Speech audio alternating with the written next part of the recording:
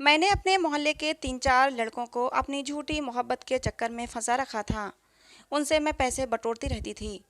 एक दिन मेरी शादी मेरे पापा के दोस्त के बेटे से तय हो गई।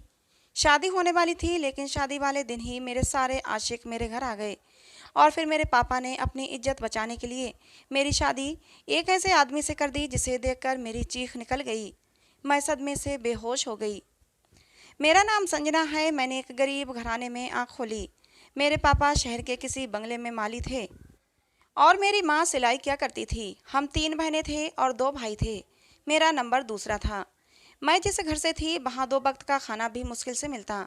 जैसे जैसे बड़ी होती गई, इस गरीबी से मुझे नफरत भी बढ़ने लगी। कभी कभी तो मैं भगवान से शिकायत करती कि मुझे इस गरीबी में क्यों पैदा किया। मेरे सारे भाई बहन इस गरीबी भरी जिंदगी में खुश थे, मगर मैं खुश नहीं थी। मेरे सपने तो बहुत बड़े बड़े थे, और होते भी क्यों नहीं, मैं थी ही इतनी खूबसूरत। मेरी दादी कहा करती थी कि संजना को तो किसी महल में होना चाहिए था। कभी कभी मैं खुद भी सोचती कि ये छोटा सा घर मेरी शान के खिलाफ है। मैं बहन भाइयों में सबसे खूबसूरत थी, इसीलिए सबकी लाडली थी।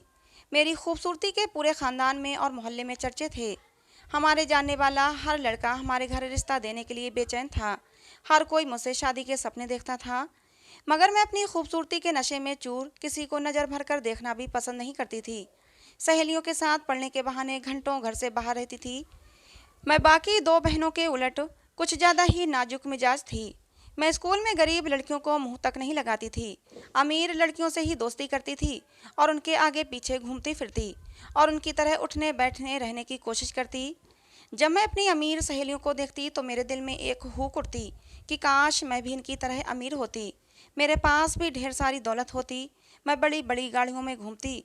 मेरे आगे पीछे भी नौकरों की लाइन रहती।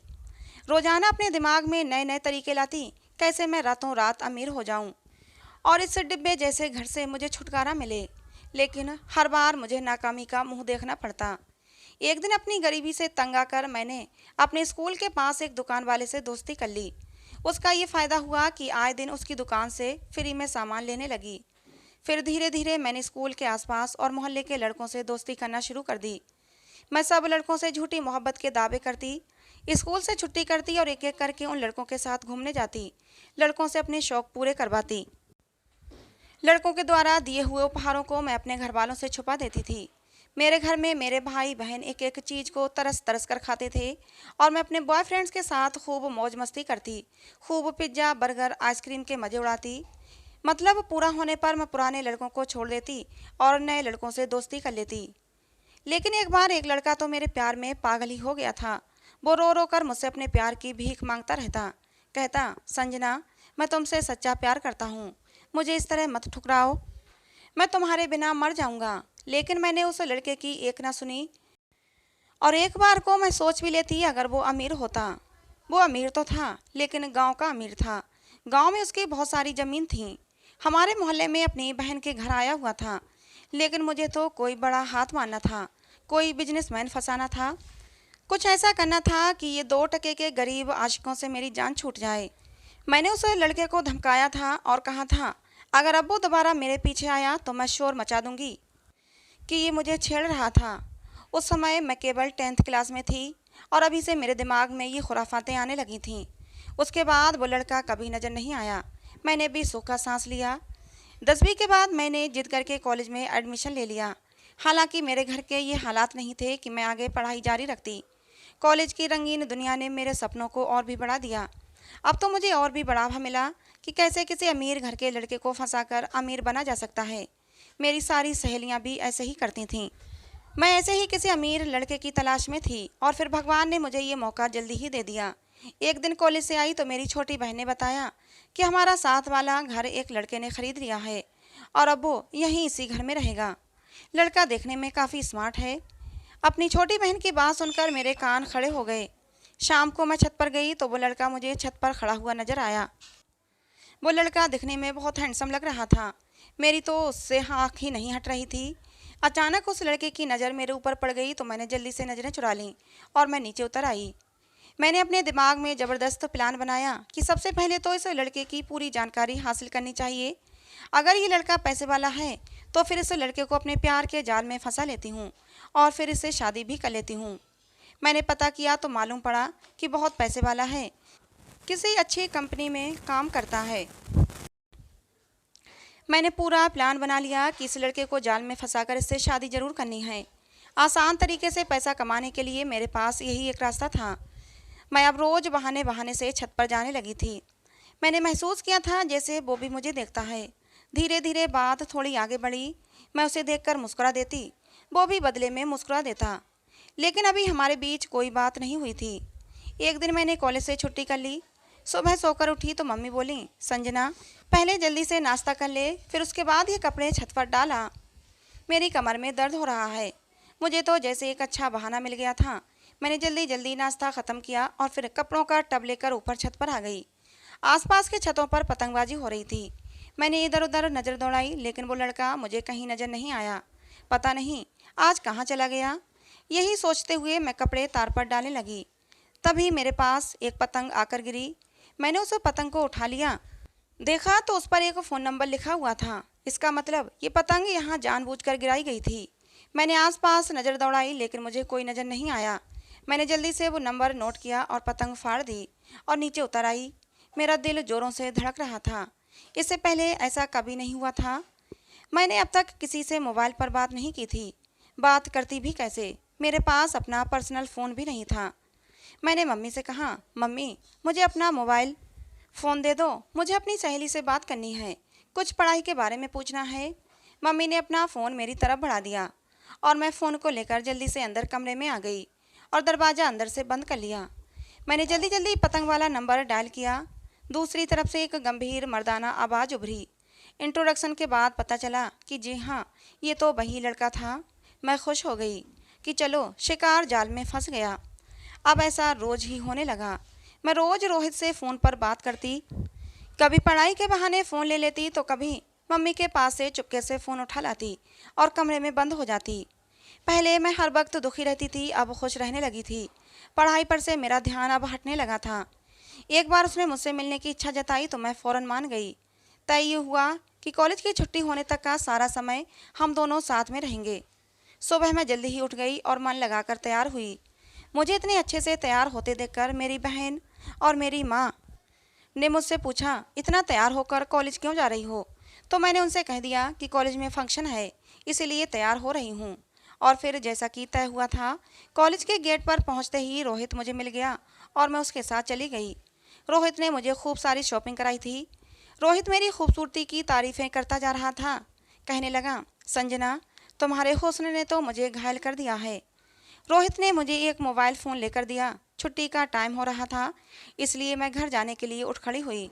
रोहित ने मेरा हाथ पकड़ लिया। कहने लगा, अभी तो मन भी नहीं भरा और तुम जा रही हो? मैंने रोहित को कुछ अदाएं दिखाते हुए और उसे रिझाते हुए कहा, रोहित मैं भी तुम्हारे बिना कहाँ चैन से रह पाती हूँ, लेकिन ये दूरी कुछ दिनों की दूरी है। रोहित तुम ऐसा करो, जल्दी से शादी कर लो, फिर हम दोनों साथ साथ रहेंगे। रोहित ने मेरे हाथों को चूमते हुए कहा, हाँ जान, बहुत ही जल्द वो दिन आएगा जब मन के साथ साथ हमारा तन भी एक होगा। फिर मैं घर आ गई। मैंने रोहित के द्वारा दी गई सारी शॉपिंग को अलमारी में छुपा दिया। अब मेरे पास मोबाइल फ़ोन था तो रोहित से और भी ज़्यादा बातें होने लगीं। उन्हीं दिनों मेरी बहन की शादी मम्मी के दोस्त के बेटे से हो गई, जिसकी एक छोटी सी किराने की दुकान थी। दीदी की शादी के हंगामे ठंडे पड़े तो घर में मेरी शादी की चर्चाएं होने लगीं। लेकिन जब भी मेरी शादी की चर्चा होती, मैं साफ मना कर देती कि मुझे अभी शादी नहीं करनी। मैं रोहित को पूरी तरह से शीशे में उतार कर उसे शादी के लिए राजी कर रही थी। एक दिन दीदी से मिलने उनके घर गई तो वहाँ एक लड़के को देखते ही मेरा बेईमान दिल फिर से बेईमानी कर बैठा। बहुत ही हैंडसम लड़का था, देखने में भी बहुत अमीर लग रहा था।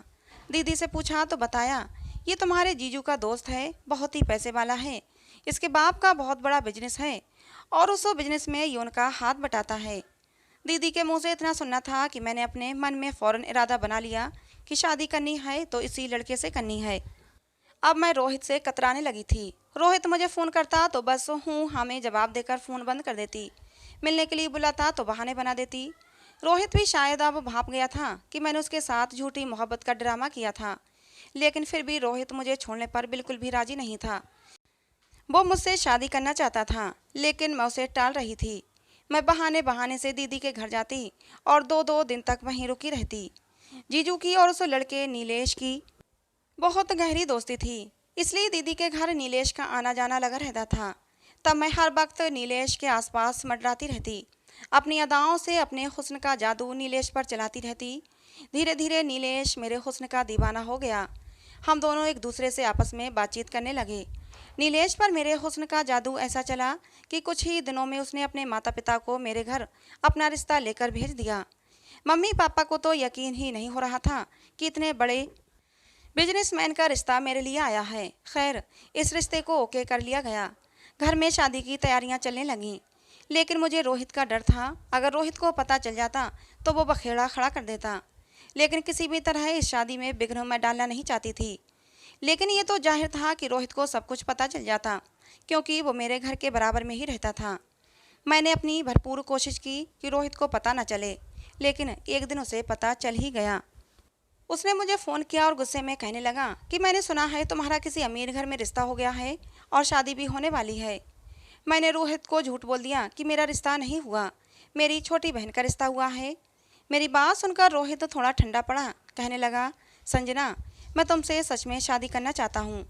अगर तुमने किसी और के बारे में सोचा भी तो मैं तुम्हारे घर वालों को सब कुछ सच सच बता दूंगा। ऐसे ही रोहित से बहाने करते करते मेरी शादी का दिन भी करीब आ गया। मेरे दिल में खौफ बढ़ने लगा था कि अगर उसे पता चल गया तो क्या होगा। उसकी दी गई धमकी से मुझे बहुत तो डर महसूस होता था। मैंने घर से भी निकलना बंद कर दिया। एक दिन नीलेश अपनी बहन के साथ हमारे घर आया। नीलेश मुझे शादी की शॉपिंग पर ले जाना चाहता था। नीलेश के साथ जाने के लिए मैं खुशी खुशी तैयार हो गई। एक दुकान पर हम कपड़े खरीद रहे थे कि तभी रोहित ने मुझे नीलेश के साथ देख लिया। इससे पहले कि रोहित मेरे पास आता, मैं जल्दी से नीलेश को लेकर दूसरी दुकान में घुस गई। शॉपिंग के दौरान ही रोहित मुझे बार बार फ़ोन किए जा रहा था। मुझे बहुत डर लग रहा था, अगर रोहित नीलेश के सामने आ जाता तो मेरा सब बना बनाया खेल बिगड़ जाता। घर आकर मैंने रोहित को फ़ोन किया। मैंने सोच लिया था कि मुझे रोहित को क्या बोलना है। मेरी हेलो सुनते ही रोहित मुझ पर बिगड़ने लगा, लेकिन मैंने उसे शांत करते हुए कहा, रोहित शांत हो जाओ। दरअसल नीलेश को शादी की शॉपिंग करनी थी और हमारे घराने में शादी से पहले लड़का लड़की खुलेआम नहीं घूमते, इसीलिए मैं नीलेश के साथ चली गई थी। रोहित ने मेरी बात पर विश्वास कर लिया। मैंने रोहित को विश्वास में तो ले लिया था, लेकिन मैं अंदर से बहुत ज़्यादा डर गई थी। अगर रोहित ने मेरे घर वालों को सब कुछ बता दिया तो मेरी तो शामत ही आ जाती। मेरे मम्मी पापा गरीब जरूर थे, लेकिन गैरतमंद बहुत थे। वो तो मुझे जान से ही मार देते। जैसे जैसे मेरी शादी का दिन पास आ रहा था, वैसे वैसे मेरी परेशानी भी बढ़ रही थी। कहीं सच में रोहित मेरी शादी में बखेड़ा खड़ा ना कर दे। अगर ऐसा हो गया तो मेरी शादी टूट जाती और मेरे अमीर बनने के सपने भी टूट जाते। रोहित से बचने का और नीलेश से शादी करने का मैंने एक बहुत ही अच्छा प्लान बनाया। मैंने रोहित को फ़ोन किया और कहा कि मेरे घर वाले मेरी छोटी बहन के साथ मेरी भी शादी कर रहे हैं। मेरी बात सुनकर रोहित परेशान हो गया। कहने लगा, अब क्या करें? तुम ऐसा करो, अभी मना कर दो। मैं अपना रिश्ता 2-3 दिन में तुम्हारे घर भेजता हूँ। मैंने कहा, रोहित, मेरे घर वाले नहीं मानेंगे। हम ऐसा करते हैं कि भाग चलते हैं। रोहित मेरी बात मान गया। मैंने उससे कहा कि तुम मेरे घर के पीछे से आकर मुझे ले जाओ। रोहित ने कहा, ठीक है, मैं आता हूँ। रोहित का फ़ोन काटने के तुरंत बाद मैंने अपनी छोटी बहन के पास गई और कहने लगी, सीमा, प्लीज़ तुम ये मेरे कपड़े पहन लो और ये चादर ओढ़कर घर के पिछवाड़े चली जाओ। सीमा मुझे हैरानी से देखने लगी। मैं क्यों जाऊँ वहाँ पर? मैंने सीमा के सामने हाथ जोड़ दिए। मैंने कहा, सीमा, तुम ही मुझे बचा सकती हो, प्लीज़ मुझे बचा लो। मैंने सीमा को अपने और रोहित के बारे में सब कुछ बता दिया। सीमा बहुत देर तक मुझे हैरान होकर देखती रही। मेरी बात सुनकर वो बहुत ज़्यादा परेशान भी हो चुकी थी। अगर मम्मी पापा को पता चल गया तो क्या होगा? मैंने उसे जैसे तैसे समझाया। सीमा को मुझ पर तरस आ गया। सीमा कहने लगी, दीदी, फेरों से आधा घंटा पहले आप रोहित को बुला लो। मैं आधे घंटे तक रोहित को बातों में लगाए रखूँगी। तब तक आप दोनों की शादी हो जाएगी और फिर बाद की बाद में देखी जाएगी। फिलहाल मुझे सीमा की बात पसंद आई। सीमा मेरे कपड़े पहनकर और एक बड़ी सी चादर ओढ़कर घर के पीछे चली गई। अभी सीमा को गए कुछ ही देर हुई थी कि बाहर शोर होने लगा। शायद मेरे ससुराल वाले जल्दी से फेरे करवाकर विदाई के लिए जोर डाल रहे थे। थोड़ी देर में पंडित जी मंडप में बैठ चुके थे और फिर दूल्हा भी आ गया। नीलेश के चेहरे पर सेहरा पड़ा हुआ था। मुझे बहुत अजीब लगा। नीलेश तो बहुत ही खुले विचारों वाला था, फिर भला उसने अपना चेहरा सेहरे के पीछे क्यों छुपा रखा था। शादी के फेरे संपन्न हुए। काफ़ी देर हो गई थी लेकिन सीमा अभी तक नहीं आई थी। मुझे उसकी फिक्र हो रही थी, कहीं रोहित उसके साथ कुछ गलत ना कर दे। मेरी विदाई का टाइम भी आ गया लेकिन सीमा मुझे कहीं नज़र नहीं आई। मुझे घर वालों के रवैये भी बहुत ही अजीब लग रहे थे। मेरी माँ मुझसे नज़रें नहीं मिला रही थी। मेरे पापा की आंखों में भी गुस्सा था। लेकिन मैंने सबको नज़रअंदाज कर दिया और मैं नीलेश के साथ अपनी नई ज़िंदगी के बारे में सोचने लगी। विदा होकर मैं अपनी ससुराल आ गई। सुहाग की सेज पर बैठकर मैं नीलेश का इंतजार करने लगी। घूंघट हटाकर देखा, बहुत ही सुंदर कमरा था। महंगे सामान से कमरे को डेकोरेट किया गया था। कमरे की साज सज्जा को देखकर ही लग रहा था कि नीलेश कितना पैसे वाला है। मुझे अपनी किस्मत पर गर्व होने लगा। तभी मुझे किसी के आने की आहट हुई तो मैंने जल्दी से घूंघट में चेहरा कर लिया। नीलेश दरवाज़ा खोलकर अंदर आ गया। वो मेरे पास आकर बैठ गया और उसने मेरा घूंघट हटा दिया। लेकिन जैसे ही आने वाले इंसान ने मेरा घूंघट हटाया और उस पर मेरी नज़र पड़ी तो मेरी चीख निकल गई, क्योंकि वो नीलेश तो बिल्कुल भी नहीं था और ना ही रोहित था। चीख मारकर मैं बेड से नीचे उतर गई और उससे पूछा, कौन हो तुम? मेरे चीखने से वो लड़का बहुत ज़्यादा डर गया था। कहने लगा, मैं तुम्हारा दूल्हा हूँ, तुम मेरी दुल्हन हो। तुम संजना हो ना, मेरी संजना। उस लड़के के बोलने के अंदाज से मैं फ़ौरन भाप गई कि ये लड़का अब नॉर्मल है। मेरे सिर पर तो आसमान ही गिर पड़ा था। ये कैसा मजाक किया था मेरे घर वालों ने मेरे साथ। नीलेश के बजाय पागल लड़के के साथ मेरी शादी क्यों कर दी थी। मैंने कहा, कौन हो तुम? मैं तुम्हारी दुल्हन नहीं हूँ और ना ही तुम मेरे दूल्हा हो। बताओ, मेरा दूल्हा कहाँ है? नीलेश कहाँ है? मेरी बात सुनकर वो लड़का जोर जोर से तालियां बजाने लगा। कहने लगा, तुम गंदी दुल्हन हो, इसलिए दूल्हा तुम्हें छोड़कर भाग गया। मैं उस लड़के को धक्का देकर बाहर निकल आई और उसे अंदर कमरे में ही बंद कर दिया, क्योंकि वो मेरे पीछे पीछे मुझे पकड़ने के लिए दौड़ रहा था। मैंने सारे कमरे देख डाले लेकिन घर में कोई नहीं था। इतने बड़े घर में मैं और वो पागल लड़का था, सोचकर ही मैं कांपने लगी। मैंने जोर से चीख कर कहा, कोई है? तभी एक अधेड़ उम्र औरत निकलकर सामने आई। कहने लगी, बीबी जी, आपको क्या चाहिए? वो औरत शायद घर की नौकरानी थी। मैंने कहा, मैं यहाँ कैसे आई? मेरी तो शादी हुई थी। वो औरत कहने लगी, बीबी जी, आपकी हमारे छोटे साहब से ही तो शादी हुई है, अब आप हमारी छोटी मालकिन हैं। उस औरत की बात सुनकर मैं गेट की तरफ भागी। मैं यहाँ से निकल जाना चाहती थी। मेरा दम घुट रहा था, लेकिन मेन गेट पर बड़ा सा ताला मेरा मुंह चिढ़ा रहा था। मैं सर पकड़कर वहीं बैठ गई। वो औरत बोली, बीबी जी, छोटे साहब की बड़ी बहन ने ये ताला लगवाया है। उन्होंने कहा था कि आप यहाँ से कहीं नहीं जाएंगी। मैंने जल्दी से उस औरत से उसका फ़ोन मांगा और अपने घर नंबर डायल किया, लेकिन मेरी आवाज़ सुनते ही मेरी माँ मुझ पर बरस पड़ी। शर्म नहीं आती तुझे?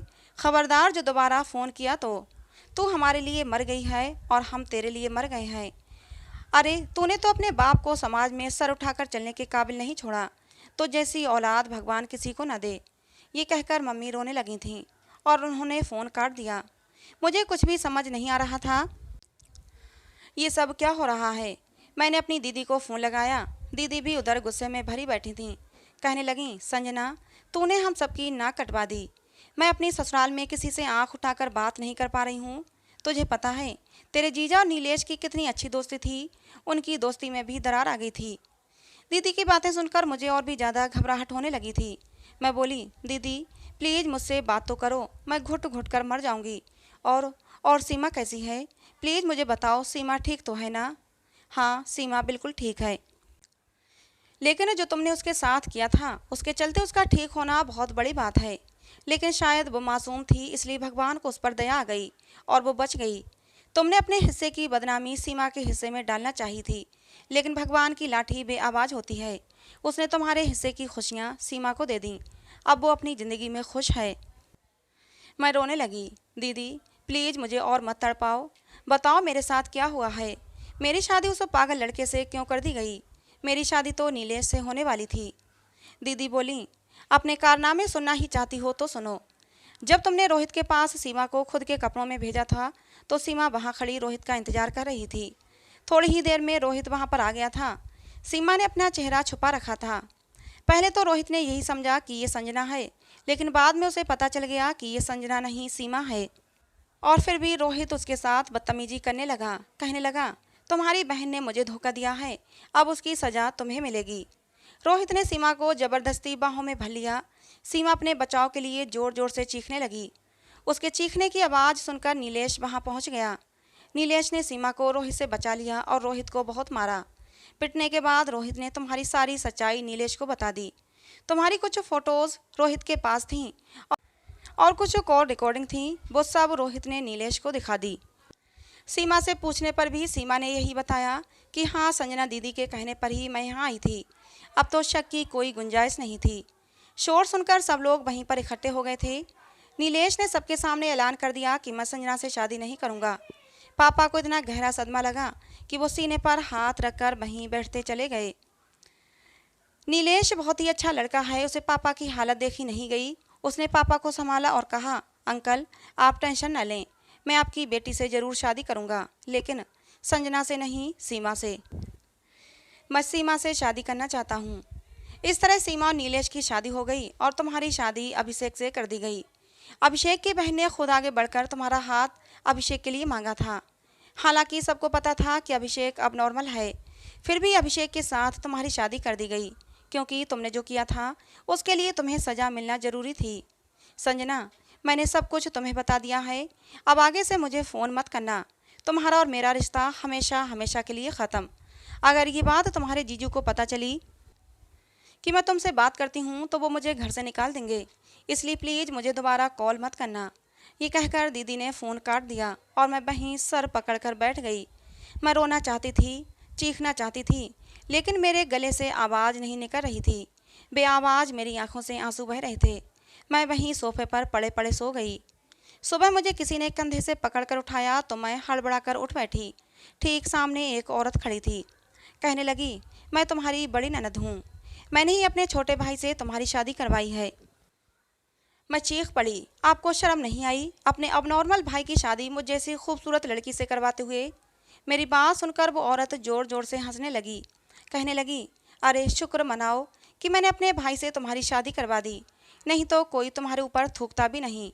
और जिसे तुम अब नॉर्मल कह रही हो, उसे पागल बनाने वाली भी तुम ही हो। याद करो वो समय जब अभिषेक तुम्हारे प्यार में पागल था। अब तक तुमने न जाने कितने लड़कों से दोस्ती की है, इसीलिए तुम शायद अभिषेक को भूल गई हो। लेकिन अभिषेक तुम्हें आज तक नहीं भुला पाया, वो तुम्हारे प्यार में पागल हो गया है। उस समय तुम सिर्फ 10वीं क्लास में थी और तभी से तुमने उस पर अपने प्यार का जादू चला दिया था। तुम्हारे लिए शायद वो खेल था और शायद पैसे कमाने का जरिया भी, लेकिन अभिषेक तुमसे सच्ची मोहब्बत कर बैठा था। जब तुमने उसे ठुकरा दिया तो वो पागल हो गया। वो सब कुछ भूल गया, लेकिन तुम्हारा नाम अभी तक नहीं भूला। भले ही हम गांव से बिलोंग करते थे, लेकिन गांव के लोगों के पास भी दिल होता है। अपने भाई का इलाज करवाने के लिए मैंने गांव की अपनी सारी ज़मीनें बेच दी और यहाँ शहर में आकर शिफ्ट हो गई, लेकिन कोई भी डॉक्टर मेरे भाई को ठीक नहीं कर सका। मैं नीलेश की तरफ से नीलेश की और तुम्हारी शादी में आई हुई थी। जब नीलेश ने तुम्हें ठुकरा दिया तो मुझे एक होप मिली कि शायद अगर मैं तुम्हारी शादी अपने भाई से करवा दूं तो हो सकता है मेरा भाई ठीक हो जाए, और अगर ठीक ना भी हुआ तब भी ज़िंदगी भर तुम मेरे पागल भाई को झेलती रहोगी, और यही तुम्हारे कर्मों की सज़ा है। और यही सोचकर मैंने अपने भाई की शादी तुम्हारे साथ करवा दी। मेरे सिर पर धमाके हो रहे थे। गुस्से की वजह से रात मैंने अभिषेक को पहचान नहीं पाई थी। मैं भागती हुई कमरे में गई। अभिषेक मासूम बच्चों की तरह सो रहा था।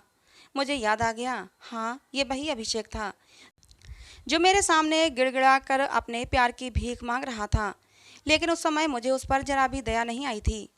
मेरी आंखों में आंसू आ गए। भगवान ने मेरे किए की सज़ा मुझे दे दी थी। शायद अब अभिषेक ही मेरा नसीब है। हमारी शादी को अब 6 महीने हो चुके हैं। मेरे घर पर कोई नहीं आता, ना मेरे माँ बाप, ना मेरे भाई बहन, और ना ही मेरी ननद। कभी कभी जब उसे अपने भाई से मिलना होता है तो वो अभिषेक को अपने घर बुला लेती है। मैं अकेली इस बड़े से घर में इधर से उधर घूमती रहती हूँ। भगवान ने मुझे पैसा तो दे दिया, लेकिन मेरी किस्मत में प्यार नहीं दिया, ना ही अपनों का, ना ही पति का प्यार। भगवान से रोज़ रो रो कर दुआएं मांगती हूँ कि मेरे अपराधों को क्षमा कर दे। मैंने आज तक न जाने कितने मासूमों का दिल तोड़ा है। हर आने वाला दिन एक नई आशा लिए आता है कि शायद भगवान को मुझ पर दया आ जाए, वो मेरे अपराधों को क्षमा कर दे और अभिषेक को ठीक कर दे। मैं दिल से दुआ करती हूँ कि मेरा अभिषेक बस अब ठीक हो जाए।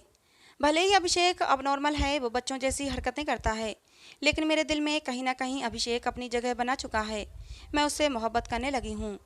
मैं अभिषेक का बहुत ध्यान रखती हूँ, बिल्कुल छोटे बच्चों की तरह उसकी केयर करती हूँ। जिस दिन अभिषेक बिल्कुल ठीक हो जाएगा, उस दिन मैं समझ जाऊंगी कि मेरा भगवान मुझसे राजी हो गया है और उसने मुझे माफ़ कर दिया है। दोस्तों, आप लोग भी मेरे लिए प्रार्थना करें कि भगवान मुझे माफ़ कर दे और मेरे अभिषेक को ठीक कर दे। तो दोस्तों, आज की ये कहानी कैसी लगी कमेंट बॉक्स में ज़रूर बताना। कहानी पसंद आई हो तो प्लीज़ लाइक करना। ऐसी और कहानियों के लिए हमारे चैनल को सब्सक्राइब करना। कहानी को अंत तक सुनने के लिए आप लोगों का बहुत बहुत धन्यवाद। मिलते हैं दोस्तों अगली किसी नई कहानी में।